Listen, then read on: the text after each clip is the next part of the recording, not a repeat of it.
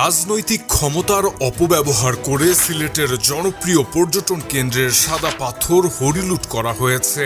এরপর সেই পাথর রাতের অন্ধকারে ট্রাকে ভর্তি করে দেশের বিভিন্ন স্থানে সরিয়ে ফেলা হচ্ছে একেবারেই গোপনে। সিলেটের সাদা পাথরগুলো এভাবে হরিলুট করার পরেও প্রশাসন কি এখনো নাকে তেল দিয়ে ঘুমাবে? সামাজিক যোগাযোগ মাধ্যমে যখন রীতিমতো এই বিষয় নিয়ে তোলপাড় সৃষ্টি হয়ে গেছে, তখনও প্রশাসন কোনো কিছুই যেন চোখে দেখছে না।